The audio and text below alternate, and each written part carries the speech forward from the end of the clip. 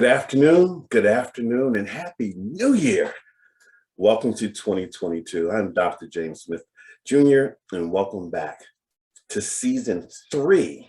That's right, season 3 of the Dr. James Show. I trust that your holiday season was peaceful, fun, and safe. And thank you for joining us today. Listen, if you didn't get a chance to watch our season ending show, our alumni show, please go to our YouTube page. Check it out. It was 90 minutes of fun, information, tips, tools. You won't want to miss it. I'm more than excited to be here today. And I say that all the time because our guests are so fabulous. But as I think about my business career, stemming back to 1984 when I joined corporate for the first time, a lot of people have poured into me. But when I think about the gentleman, the man who has poured the most into me from a leadership, professionalism standpoint, it's our guest today. I've had a lot of role models, a lot of females who poured into me, but Mike Jones has poured the most from a male perspective. You take a look, founder and president of Discover Leadership Training, author, speaker, master trainer, human behavior expert.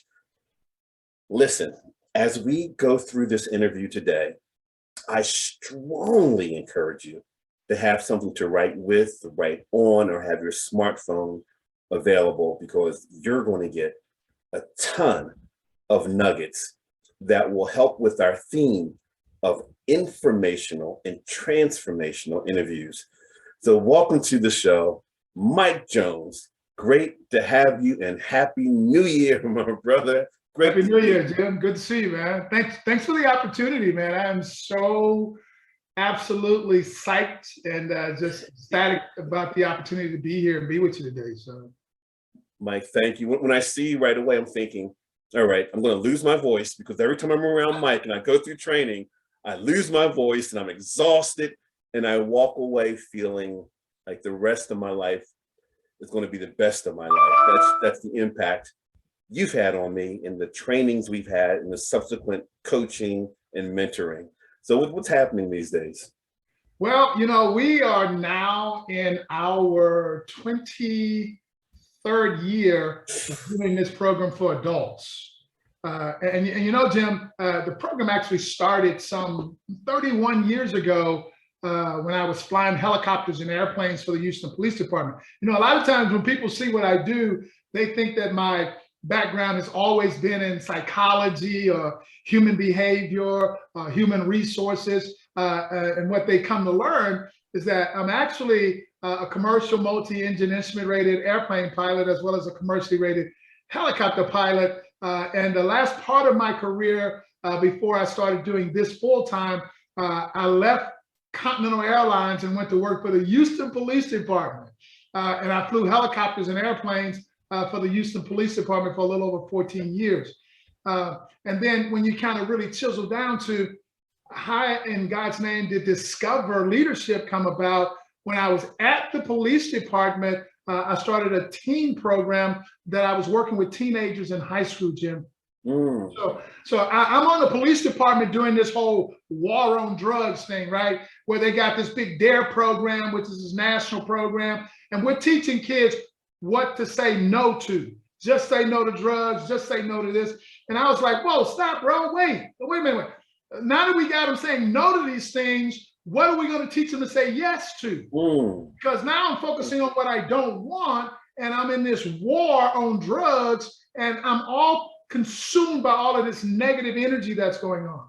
So I went to some educators, I went to the leadership at the police department, and I said, I really want to put on this one program. I want to do this one time.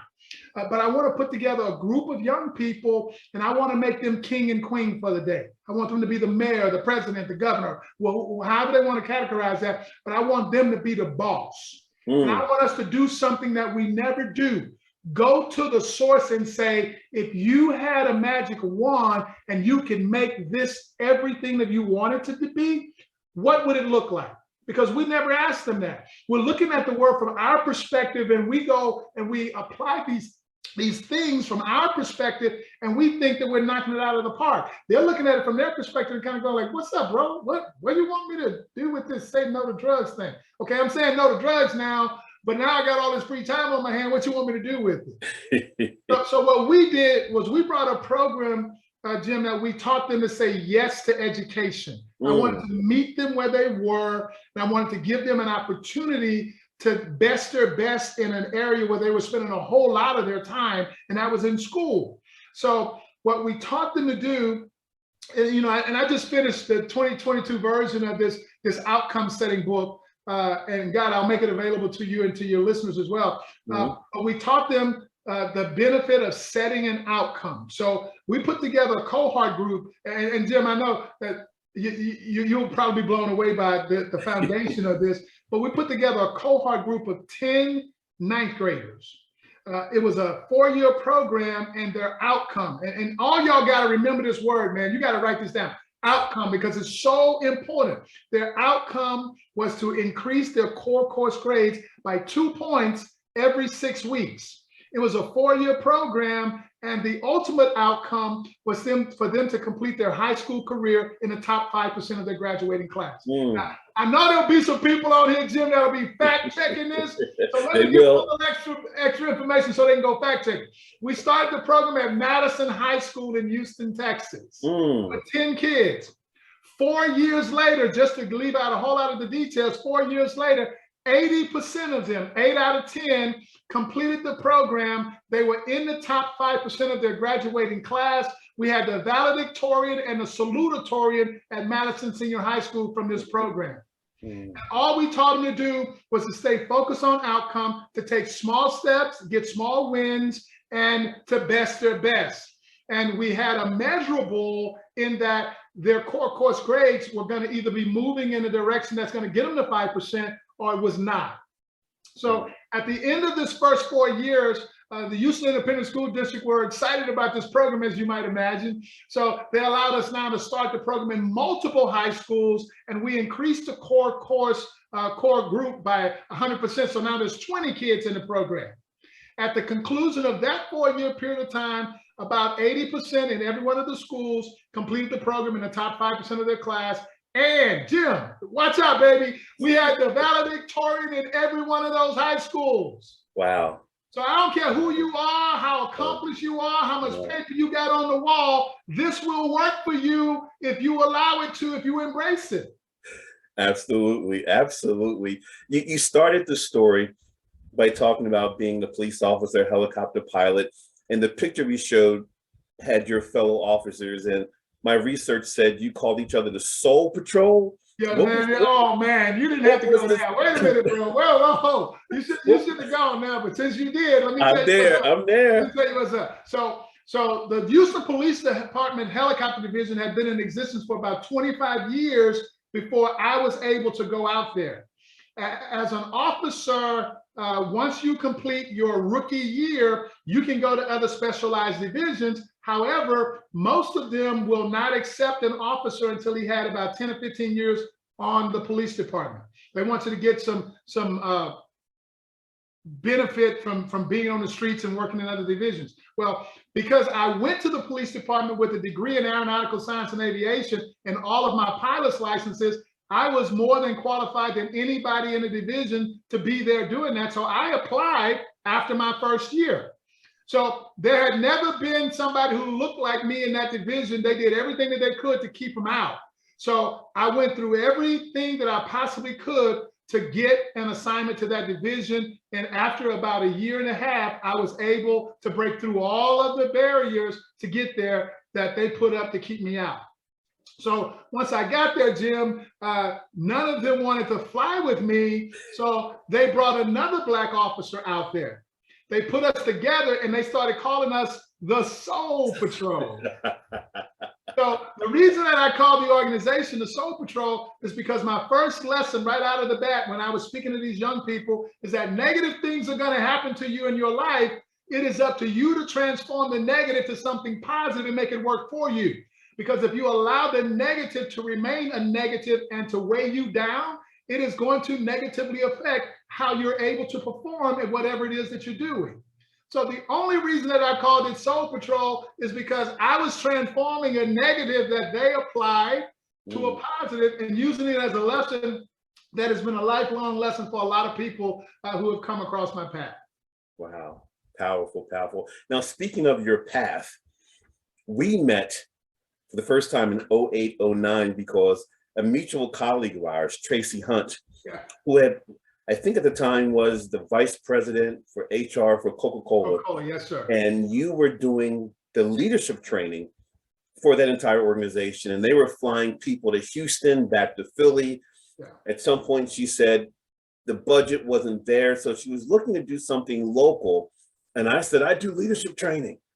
She said, I'm not going to bring you in quite yet. I want you to experience what our other managers and leaders have experienced before we say, you can do the work locally since you're from Philly. So Mike, I was thinking, what? Go to leadership training? I teach leadership training. This is going to be easy. What are you talking about? This is going to be easy. She said, Jim, this is going to be experience unlike any you've ever had before in your life. Just don't be late, show up. And I did a little research and I saw that you guys used this quote by Helen Keller, life is a daring adventure and nothing at all. So I'm thinking, all right, daring adventure, we'll see. I'm scared.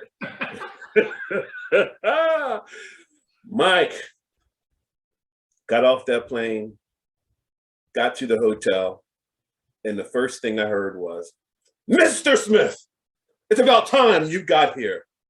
1 minute before start time, and you're a leader? Leaders show up early. How often in your life do you show up right on time? Right. And for the rest of those 3 days, it was life-changing. Yeah.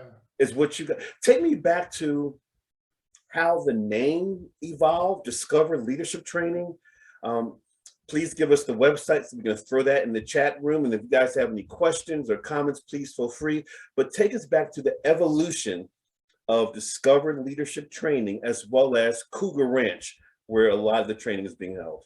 Right. You know, Jim, what's so beautiful about Discover Leadership Training, and people always ask us, is this a for-profit business? Look at your business model. How could this possibly be a for-profit business? And I'll explain to your listeners what I mean by that. The program itself is not open to the public. The only way that somebody can attend the program is if they have been nominated by someone who has successfully completed the program. And I say successfully completed the program because it is tough. It's a very challenging program because we love to get people like Dr. James Smith in our program because they are so accomplished and they have paper on the wall, and nobody in their world is going to tell them that their poop stinks. They're just going to keep telling them that they have nice. So what we tell people all the time, Jim, if you don't want to know that you got an ugly baby, don't come talk to us, because if your baby is ugly, we're going to tell you that you got an ugly baby. We're not going to blow smoke up your butt. We are not going to take up on the role of consultants where we're looking for the next paycheck. If you want to know the truth, we're all in. If you don't, then go find somebody else. But so Tracy nominated you to go through the interview process. And once a person goes through the interview process, what we're determining is if they're in a good place where they're ready to get to their next level of leadership development. No matter how accomplished they are, how much paper they have on the wall, we all know that we all occupy the largest room in the house, which is a room for improvement. So yes, we're absolutely identifying for you, no matter who you are, what that looks like for you. We know that in our research that the average person will only experience about 10% of their potential over the course of their lifetime. So we know that most people die and leave 90% on the table. So we know that there's an opportunity for you as a leader, as a parent, as a person in a significant relationship, as a friend, as a brother, as a sister, as a son or daughter. We know that there's some room for you to improve. All you have to do is be willing to be open to wiping the smoke off the mirror and taking a look at where the possibilities are. That's the person that will benefit the most from our program. So over the last 23 years now, we've been doing this for adults. And we will bring in strangers from all over the world to running Cougar Ranch, which is a 98-acre ranch where we do all the facilitating. Once you're there, you're completely off the grid for the entire time that you're there. So there's no contact with the outside world. The 100% focus is on yourself. And Jim, we can ask everybody here, how often have you allowed yourself to just take 4 days to just spend 100% on you, focused on you, focus on personal development and improvement? And most people will tell you that they've never done that. They spend more time planning a 2-week vacation. They spend more time and resources on that 2-week vacation than they would ever spend preparing themselves to be the best version of themselves for the rest of their lives. And that's what we're focused on. So the people who pass the interview, who show up for the program, are those individuals who make the realization that there's a better version of me in here, and I'm looking forward to creating a better version of myself. So for those 4 days, we spend showing them how to turn the lights on, get off of autopilot, and get engaged in their life and create some new possibilities for themselves in every aspect of their life. Mike, can you repeat that quote again about the greatest room? I think that went by really quickly. I want you to share that again. The greatest room. I love to, especially very accomplished people, Jim, is a realization that we all occupy the absolute largest room in the house, and that's the room for improvement. So often we create these comfort zones, and inside of our comfort zones, and you know this, we have a winning strategy. We've got some wins in there, and because we've got some wins in there, we want to keep doing things that way so we can keep winning. But we're now winning at a level that is pretty much plateaued, and we've become satisfied and comfortable with that. That there are some opportunities for you to change your trajectory and create something that you've not experienced or experienced before if you make the choice to get out of that comfort zone. But so often we're comparing ourselves. So we taught this to the kids, and which is a beautiful thing. We have this external barometer that I'm judging how well I'm doing in the world based on how well Dr. James is doing in the world. Yes. And if I'm doing better than him, then I feel like I'm doing pretty damn good. If I'm not doing as good as him, then I'm now aspiring to be where he is in the process. So that's my barometer. But one thing I have no control of, you may show up today, Dr. James, and you may be taking a day off. You're still, celebrating your victories from yesterday. So since you're my role model or my barometer, I'm gonna take a day off too, because my oscillations are along the energy of your oscillations. But when I take that same barometer and I place it internally, then what I recognize is my only focus is on the one thing I have 100% control over, and that's myself. And my outcome is to best my best today and absolutely get to a different level than I was yesterday. So when I start my day, Jim, and I know we're going to talk about this in a moment, I have an affirmation that I use. I will not be defined by my yesterdays. Today, I begin again. The score is 0-0. Whatever happened yesterday is whatever happened yesterday. I will not allow it to affect how I play the game today. I love it. I love the picture we put up there. I'm gonna put it up there again. Shows Cougar Ranch, and it shows one of the participants in one of the learning activities. Let's take a look at it again. It's Cougar Ranch, and it's one of the participants doing one of the activities. And the activities range from cerebral to physical to cognitive to emotional. That ranch is spectacular. Almost every inch of that ranch, every acre is touched during the course of the training. For sure. And this particular picture, Jim, is not really connected to the class that you did, which was the Master Graduate Leadership Program. Yes. This one is called Heart of a Samurai. So this one is an adventure-based class. It's all hands-on. It's all outdoors. It's just a 2-day program. You don't have to be nominated to do that one. That's an entry point into the program. Once you complete it successfully, you can self-nominate to the big program, the 4-day. But this one is really just focused on understanding the value of taking control of the conversation that you're having with yourself. So you see all of those elements, and the things that we teach people is that element is not creating the reality that you're about to experience. Your assessment of it and the conversation you're having with yourself is about to create the reality that you're going to experience. So if you take that understanding and that awareness and you apply it to life, circumstances are going to happen to us in our life. The circumstance is not creating the reality. My assessment of it and the choices that I'm making regarding the circumstance will create my reality. The choices that I make as a result. Now, in terms of choices, I went through round one, and guess what? I said, I want more. So I went back through the communications program, loved that. And something said, you want more. So I did that Heart of the Samurai. Here's my sword. I still have my sword. Yes, sir. It's in my office. Yes, you give away the sword. Can you speak to us about what this means, the Heart of the Samurai, and why you give out this sword for the people who spend those 2 days high flying, up high, mountain climbing, 2.7 seconds on a bull named Fu Manchu? Yes, sir. Yeah, you know, and Jim, I have to correct you on one thing.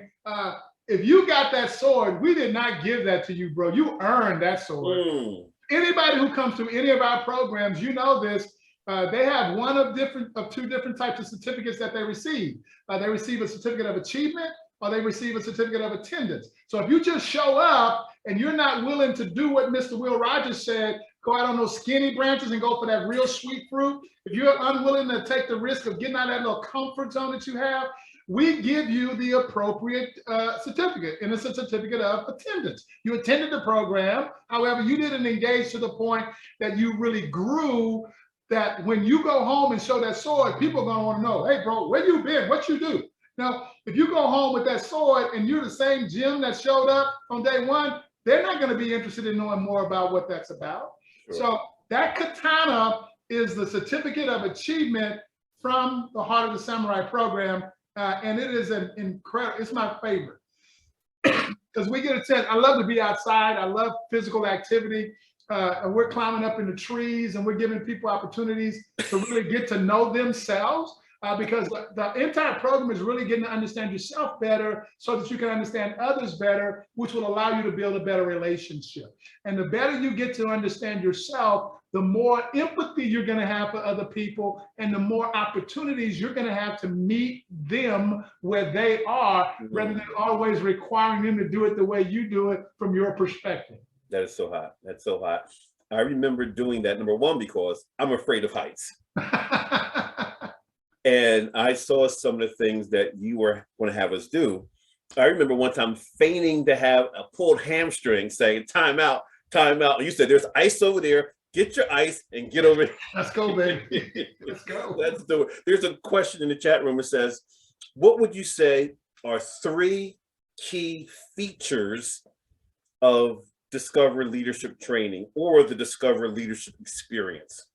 Yeah, I would say the number one key feature is that we are breaking every paradigm that you likely learned growing up.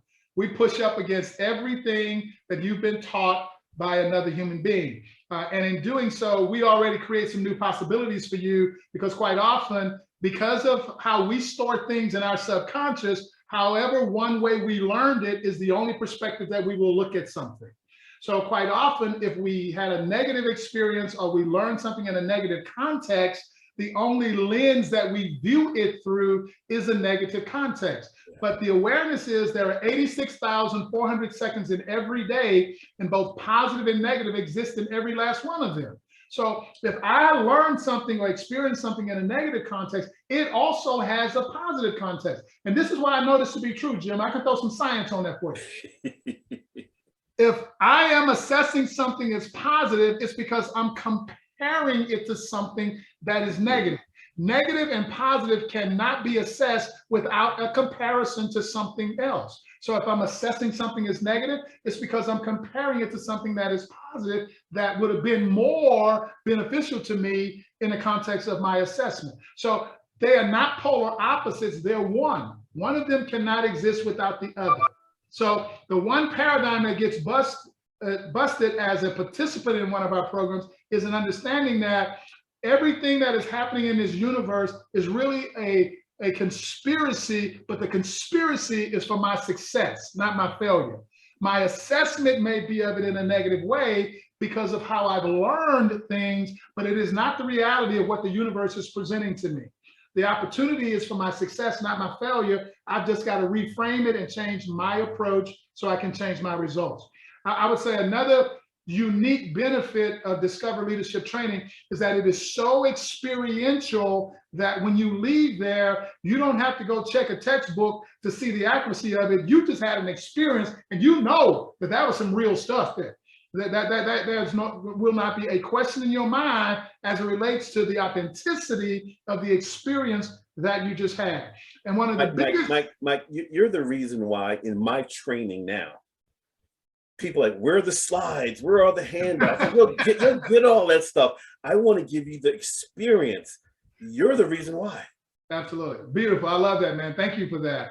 And I would say the most important part of the Master Graduate Program for me now, Jim, that didn't exist when you went through is the sustainability piece that we do now. We have learned over these years how tough this is to sustain once you go back into the proverbial real world, because nothing out there has changed over the 4 days you spent with us. However, there was a significant amount of change that occurred with you.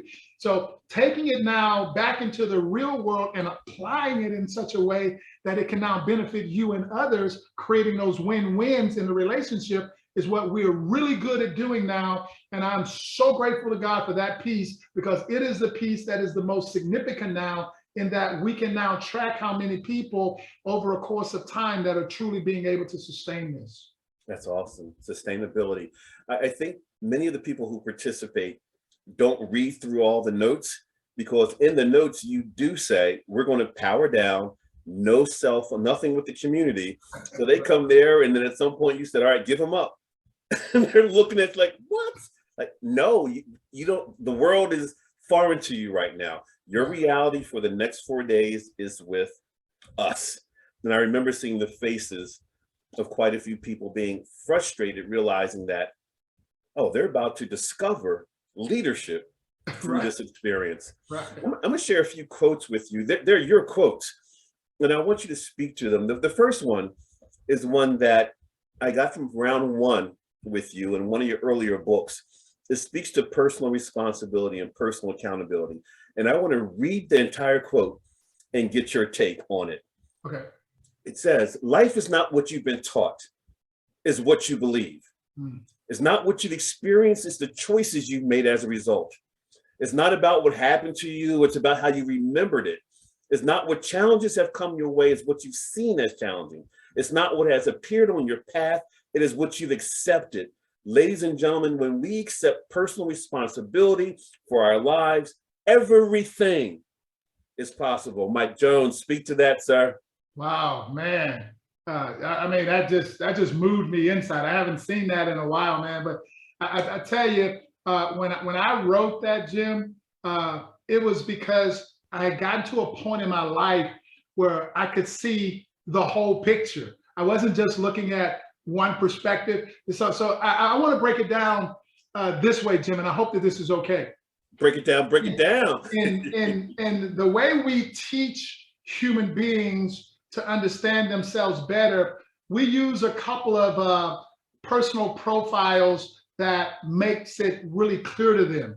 And every one of these personal profiles, everyone will see where their strength is, where their comfort zone is. This is really the place that if a crisis happened, I would feel the most comfortable looking at the world through that lens or through that filter. And these are practice behaviors based upon what I've been taught and what I've experienced. But here's the problem, Jim.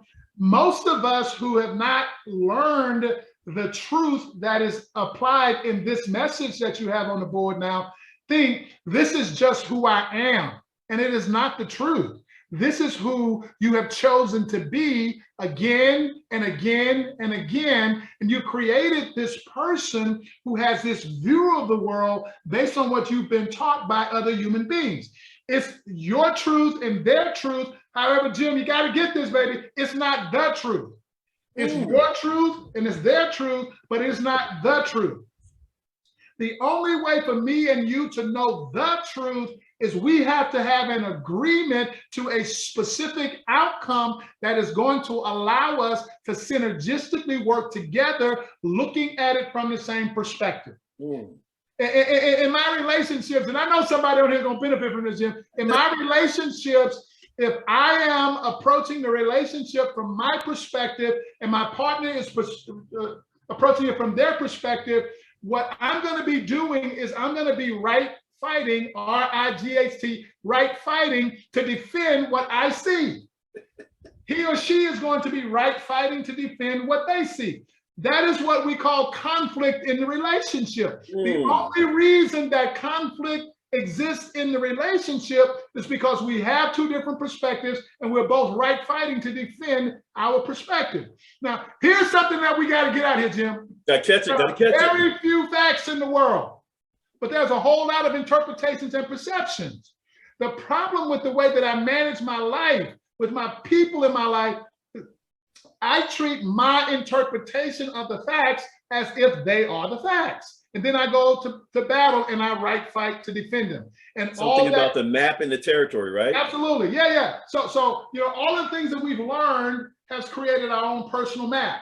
The awareness has to be that your map's not the whole territory. Your truth is not the truth. It's just your truth. So if I want to now develop the best relationship that has ever existed on the planet, I'm going to now understand that I don't have to make you wrong for me to be right. I can understand that you have a perspective and I have a perspective. In order for us to get on the literal, proverbial, real same page, we've got to have an agreement as it relates to what we're going to focus on and what outcome we are going to accomplish. And we can synergistically work together to make that happen rather than working against each other, just fighting to be right. I love it. I love it. We can go all day. Here's another quote we're going to put up there. Then I'll get to the question in the chat room. It's something to do with going left or going right. Let's take a look. When nothing goes right, then go left. Talk to me about that. Absolutely. You know, so sometimes, I mean, you probably heard me say this before, but there are some people who would rather be dead right just because of their belief system than to be wrong. I mean, they would rather just hold on to what they see as the truth. So in the context of that quote, my feeling is that if I'm on a journey and I come to a crossroad in the journey, there's a fork in the road here. I got to go right or I got to go left. How do I know which one is the correct turn? I got to know my outcome. My outcome is going to identify where I'm going. So everything about my instincts, everything about my subconscious may be saying, go right. But what if right is not right? What if it's left? I've got to be willing to be coachable enough. I got to be willing to be malleable enough. I got to be willing to be flexible enough to know that as long as I stay focused on outcome, whatever instincts that I'm having, people around me that I'm having telling me to do one thing, I may need to do the opposite. The only way I'm going to know is I got to know the outcome. I love it. I think people miss that. It's where you teach the FOTO. Can you talk about the FOTO? Focus on the outcome. Yes, sir. Yes, sir. Focus on the outcome. We have someone who said, as a trainer and leader in my company, what are some ways that you can help your colleagues adapt to changing times and continue to grow as a company? So I think that really speaks to what we're dealing with right now. We're dealing with change. We're dealing with uncertainty and ambiguity. Every day is a different day. It's a new normal every day. What are some tips you can provide for your colleagues or even for you to adopt to deal with these challenging times and continue to grow the company? Well, you know what's so beneficial to that question, Jim, is first of all, a lot of times I may be in relationships or on teams where I have an assumption that people want to change. I have an assumption that they feel the desire to change. So I'm always going to come back to, I've got to first of all set an outcome, then I got to get an agreement from them. Once I get the agreement, I got to get a commitment to do certain things. And now I can manage my promises with them and not manage my expectations. As long as I'm managing my expectations, I can promise you that inevitably you're going to experience disappointment because they may not want what you want. You may want it better for them than they want for themselves. And you can look at even relationships with people that you're close to. I mean, you may see them doing things that are destructive and you want something different for them. So you jump in, you go all in, resources and everything, send them to rehab, whatever it is that you got to do, wanting to help them get better. But until they agree to get better, it's never going to happen. Antonio Brown, Tampa Bay Buccaneers. Thank you. Oh my God, yes, yeah. So if I can somehow continually change my approach, if the approach that I'm using to get them there isn't working, and if I know it's important and I know it's going to benefit us, then I'm going to change my approach to get them engaged. As long as I'm changing the approach and I accept personal responsibility for it, Jim, game on. But as soon as I abdicate that responsibility and I start waiting for them to change in order for this to improve, the game's already over because I don't control that. I do not control that. It is over. You pour a lot of these messages into the books you've written. We have a slide that shows the covers of your books. You want to tell us a little bit about each one? Yeah, so I think the very first one that I wrote was Change Your Mind, Change Your World. Yes, That was the first leadership book that I wrote. The actual first book that I wrote was a parenting book. And I tell you why I transitioned from working with teenagers to working with adults. After I wrote this book, I entitled my very first book, Who's Really Not Getting It? And it wasn't the kids, it's clearly the adults. Right. That was my transition from working with teenagers to working with adults. And then once I transitioned over, my first book, which is not pictured here, was entitled Change Your Mind, Change Your World. Do you have more copies of that? Because I let a mentee read that and it never got back to me. So I want to get another copy of that book. You can definitely go out to discoverleadership.com and go into our On Purpose apparel store, and all of these books are available to you. I think I've written 8 up to now, Jim. These are 2 of the latest ones that I wrote. Yeah, but the Change Your Mind, Change Your World book is a book that really identifies for individuals. So here's the things that you've been taught, and if you only hold on to these as the truth, here is the predictable future that you're going to experience. So in order for me to get off autopilot, in order for me to get off of this well-worn path, I've got to understand that there is more to life than what I've been taught. I mean, that may be a great foundation, and thank you, Mom, thank you, Dad. They did everything that they could, but this is what their focus was, Jim. Their focus and their intent was for me to be able to survive. But if I change my focus 180 degrees, where I'm now focused on thriving and not surviving, I play the game completely different than a survival game.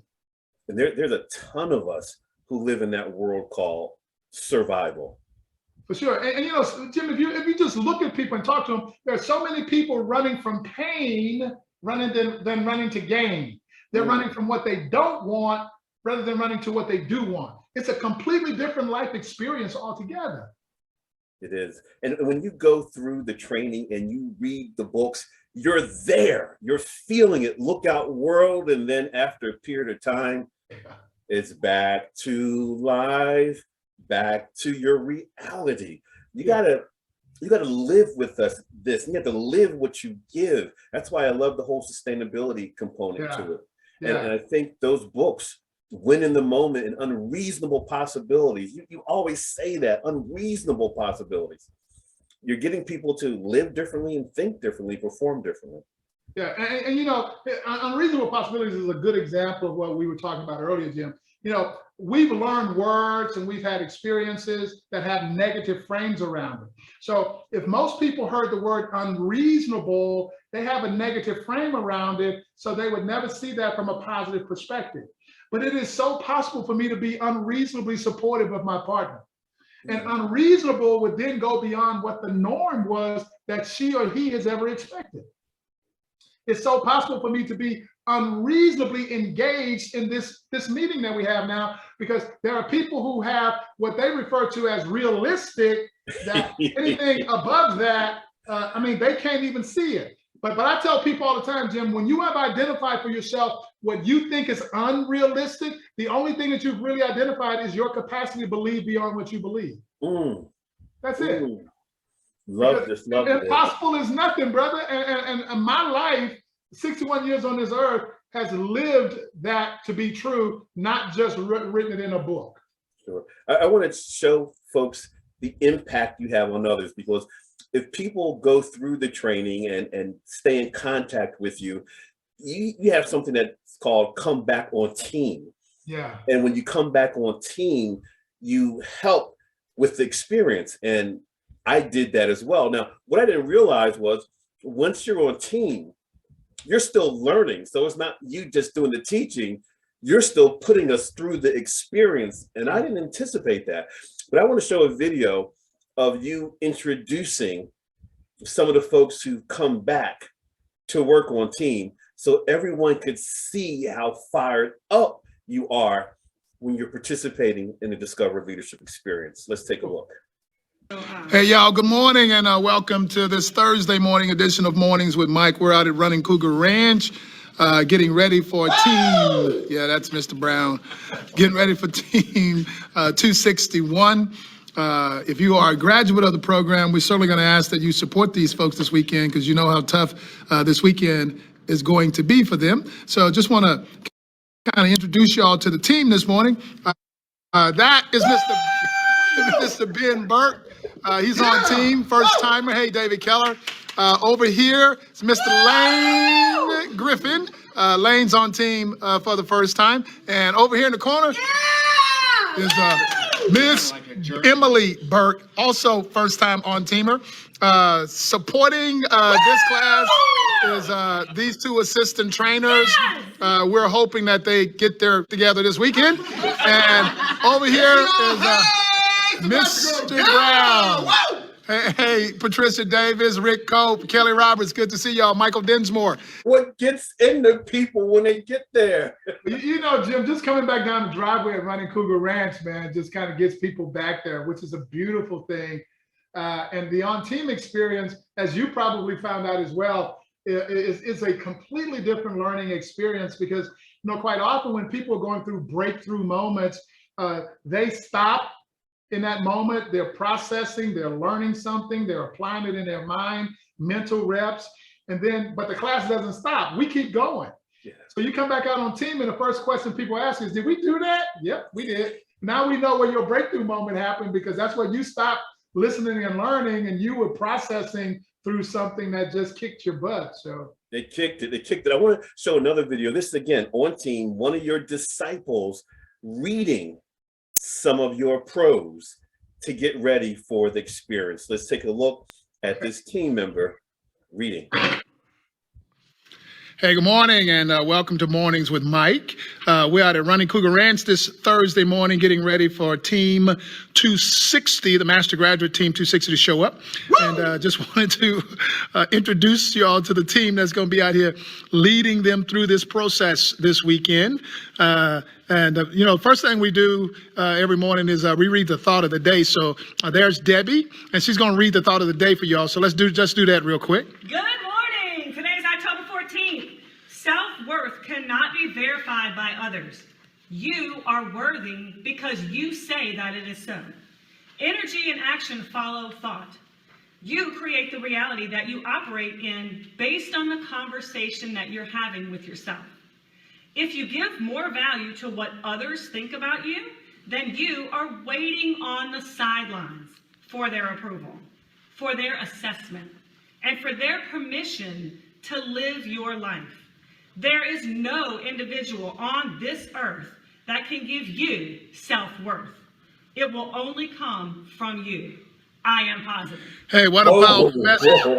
Whoa, I am positive. Mike, speak to those words. That's solid, man. Hey, you know, the thing that we teach, Jim, that a lot of people have a little trouble with initially because it pushes so much up against their paradigm, is we teach that there is an I in team.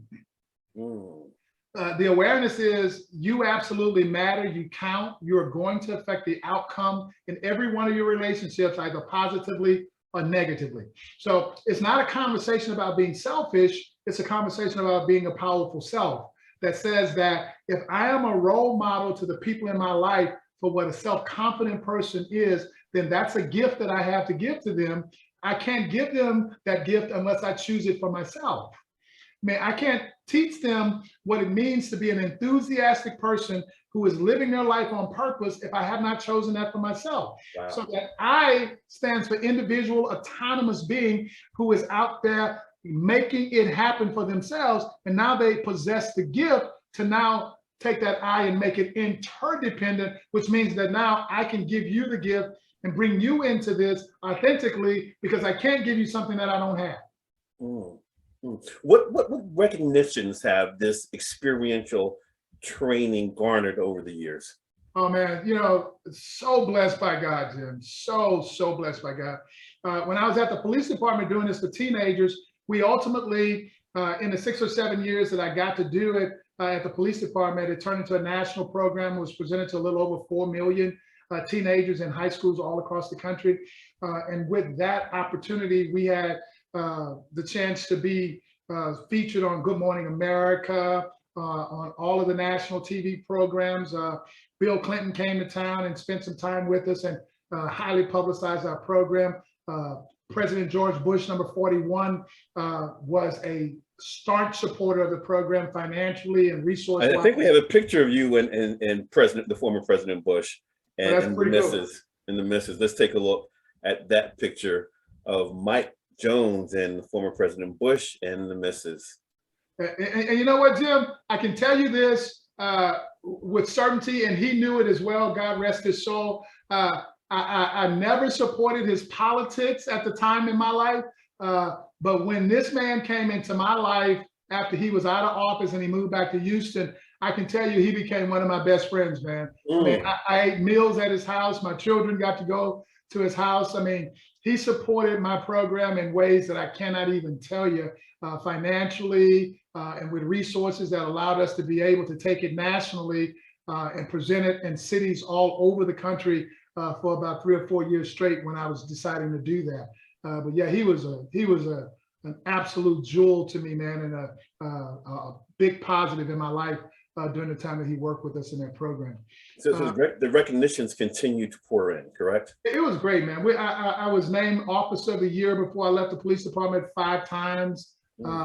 It was incredible. And the transition from a teen program to the adult program, I believe, is what God was preparing me for the whole time. And if you go back to my initial conversation about this, I only expected to do it one time.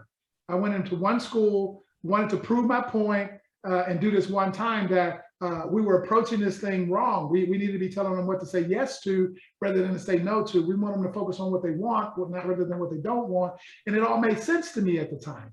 But I had no idea that it would evolve and turn into what it's turned into. You talk about making sense. You are the leadership whisperer, the transformational king, and you still find time to get outside and do this thing called fishing. We have pictures of you out there doing your thing fishing. Tell me about the places you fished, how often you go. What's that about? Well, so Jim, you got to understand something, man. This is my space where I go to recharge, where I go to fill my cup back up. I love fishing. I have fished all over the world, Costa Rica, Alaska, all over Mexico, California. Yeah, I love fishing, man, and catching the yellowfin tuna is one of my favorite things to do every year. And yeah, I have a nice little boat that's down in Venice, Louisiana, a gentleman that runs the boat, and every chance I get to go down there and go fishing, man, I'm telling you, that's where I go recharge and get myself right back focused. So, well, you're recharging, you're focusing, and I've heard of the quote, "The apple doesn't fall far from the tree." I've met several of your children; they are phenomenal. But the one I did not meet in person, but I met him through his first football, then college basketball journey, was your son Jeremy. Played for Gonzaga. Of late, Yeah. They were chasing the Final Four. You were with them along the way. Talk to us about that experience, Final Four, your son played big time D1 basketball for Kazanda. Yeah, this kid, man, is an absolute jewel, man. I know parents who have multiple kids will tell them all the time, I don't have a favorite. I've never lied to my children. I've never lied to them. That's my favorite right there. And they all know it. But he came out of high school, pretty highly ranked quarterback in the state of Texas, and went to Rice, right? Rice University. And he had just had labrum surgery on his throwing arm, so they had him sit out his freshman year. So he went to the coach, Jim, being the guy that he is, and requested an opportunity to walk on the basketball team to help get himself back into football shape. Well, he's a freshman walk-on and became Rice's freshman phenom. Rice won more games that year than they ever had, and got a lot of recognition. So Duke, Coach K, as well as Coach from Gonzaga, Mark Few, came to Houston and wanted to woo him to come to their schools. Well, Coach K offered him a walk-on opportunity at Duke, and Coach Few offered him a scholarship. So we went to Gonzaga on the scholarship. We wasn't taking no walk-on opportunity. And he spent 4 years at Gonzaga playing basketball, went to 2 Final Fours. They win a tournament every year, all to the Elite Eight almost every year. He finished there 3 years ago, went to Austria his first year and played professionally over in Europe. Then he went into Germany last year, and he got a big contract to play in Japan this year. So he's in Japan right now, playing basketball in Japan. That's beautiful. That's beautiful. Mike, I know you talk about the significance of your day emanating from what you do in the beginning, to start your day. You want to speak to that, the significance of how we start our day? Absolutely, Jim. First of all, I got to speak to all your listeners who say, I'm not a morning person. First of all, I want you to know that you did not come into the world with a hardwire predisposed to not be a morning person. That is a choice that you are making. Now, I want to give you an awareness now. How you start your day is going to determine how everything goes during that day.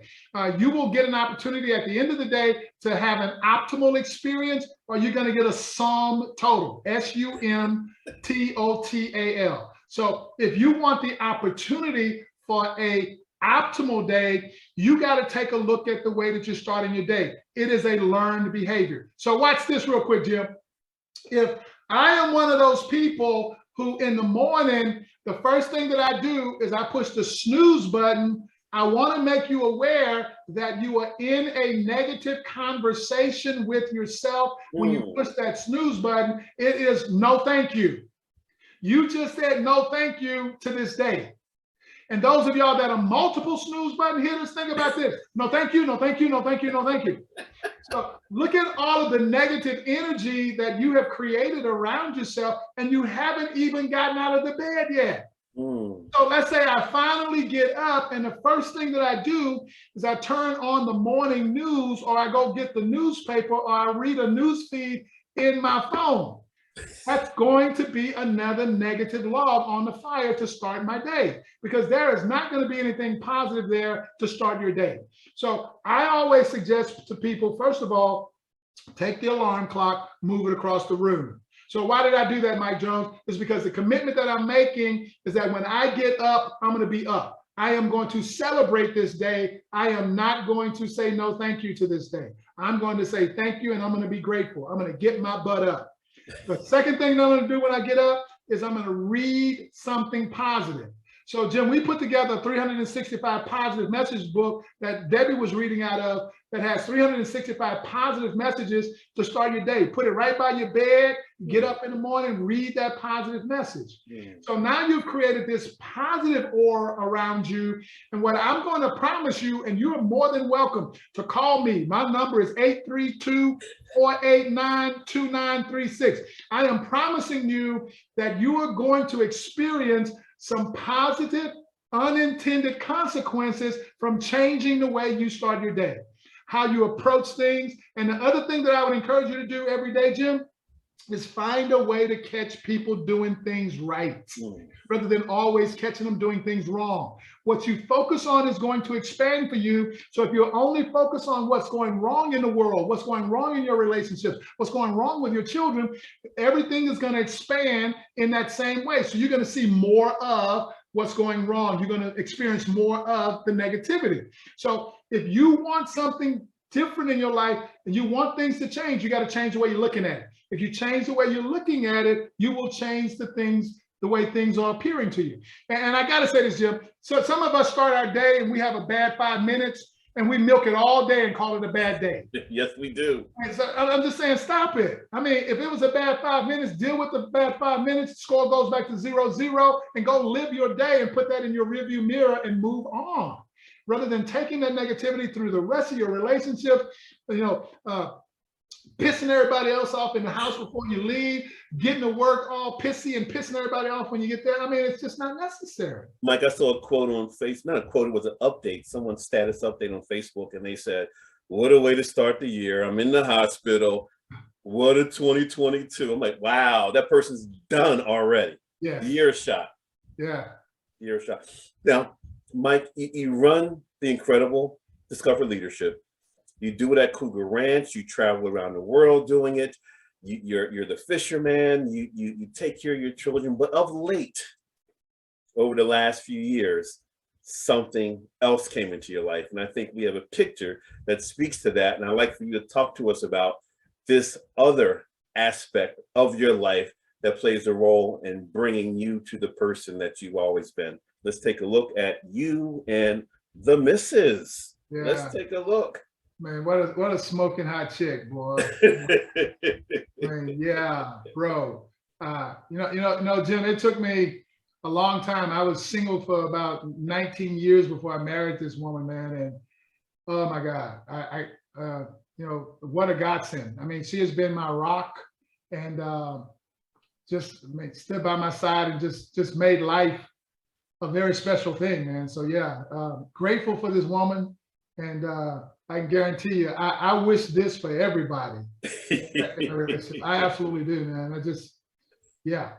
So, and I'll tell people who have been in multiple relationships or married multiple times, as I've said to myself, the only common denominator in every one of those relationships was me.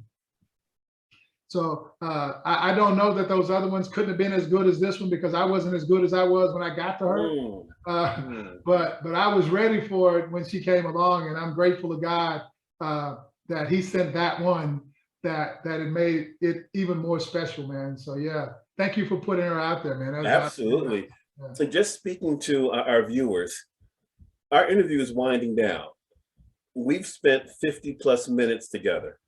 Can you imagine 4 days with this man? Can you imagine 3 days with this man?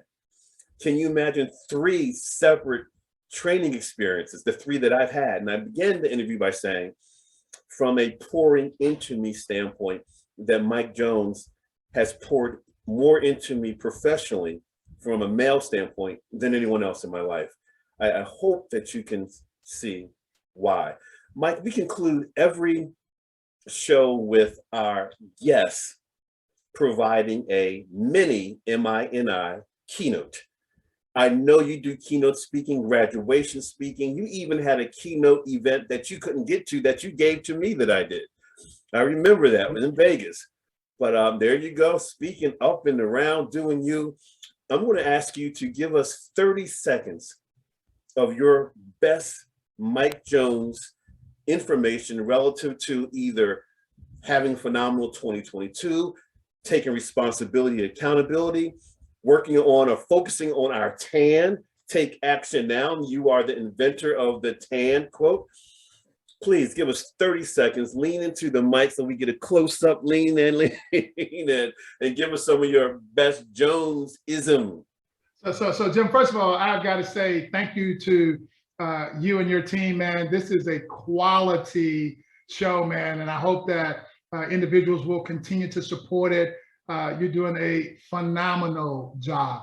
And you know me, I'm a real dude. I wouldn't say it if it wasn't true. But what I want to say to your listeners is that it is absolutely possible for you to make 2022 to the best year that you have ever had. The first thing that you got to do is set an outcome, something very specific, and it's got to be focused on what you want. So if you focus on losing weight like millions of people are right now, I'm going to tell you that that is a negative outcome. So when you focus on losing weight, you focus on what you don't want. So identify what you do want, and it's very likely getting healthier. So identify what a healthy picture of you looks like. So if I'm at 230, Jim, I'm not focused on losing 20 pounds. I'm focused on being at 210. So I'm creating the picture that I'm running to. I'm not creating the picture that I'm running away from. I just want y'all that are working on getting healthier to understand that you got to do it differently this year if you don't want to fail like you have in past years. So in some data that I just put out, Jim, most people set the same outcome of losing weight over 12 years in a row before they finally give up on it. So let this year be the last year that you focus on losing weight and now focus on getting healthier by focusing on the picture that you want. I would even encourage you to go out and buy an outfit that you will fit into at 210 or whatever that weight is that you're moving to. Hang it somewhere you can see it every day. Do mental pictures of you in it. See yourself going out on a date night or whatever it is that you're going to do in that outfit and keep doing the work. But I absolutely want you to know that it's important for you to take some small steps and get some small wins. You don't have to make this an event. Don't go get a gym membership and go in there and hurt yourself.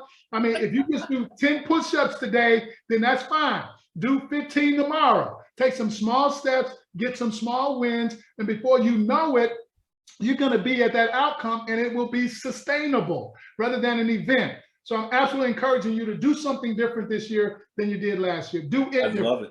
I love it. I love it. Mike Jones, thank you for this sword. Thank you, bro. Thank you for your wisdom, not just tips, your wisdom, your experiences, speaking to us real. Like you said, I speak the truth. Come down Front Street. For those of you who are watching, Happy New Year. We began New Year season 3 with Mike Jones. What? Another informational and transformational experience. And like I always say, you've just been Jim-packed. We'll see you next time. Take care.